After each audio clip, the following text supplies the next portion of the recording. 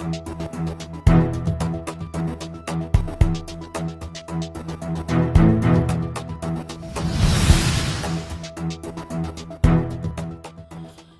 င်္ဂလာပါရှင်ကျမတို့ channel ကနေနောက်ဆုံးရရှိထားတဲ့သတင်းသစ်များကိုတင်ဆက်ပေးပါတော့မယ်ပထမဆုံးစကိုင်းမြို့ကကန်တလူတိုးဂိတ်ကို PDF စစ်မေတွေအပါအဝင် PDF တွေတိုက်ခိုက်သိမ်းယူတဲ့အကြောင်းကိုတင်ဆက်ပေးပါမယ်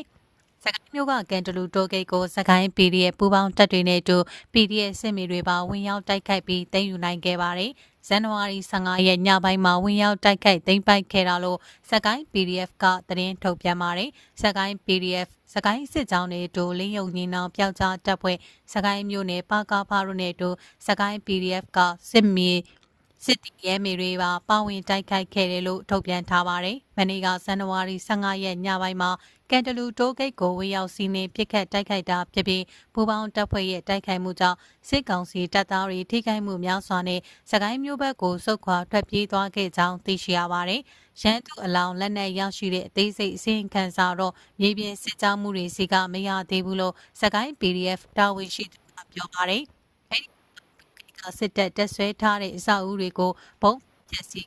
အသိပေးပါတယ်။အဲဒီကိုတိုက်ခိုက်စီးနှင်းဖို့ဆိုတာမလွယ်ဘူး။အဲဒီကိန်းနာမှာအမှတ်16ရဲတပ်ရင်းရှိတဲ့အမှတ်3ရဲစီတပ်တွေရှိတဲ့လက်စကဒေသကပြောပါတယ်။အဲဒီစကစစ်တီရှေService System ပို့ဆောင်ပြီးအမျိုးသားဆိုရကာကွယ်ရေးဌာနလောက်ခဲ့တဲ့ပူးတဲ့တိုက်ပွဲတွေတရားပါတယ်။ကန်တူတူကိကိုတိုက်ခိုက်ပါလေ။ကြောက်ချတဲ့စကိုင်း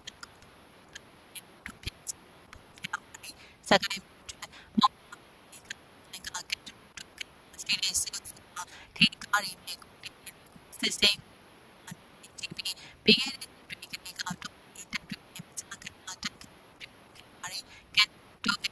စကိုင်းမှာတစိအပြည့်စက်ကြီးအ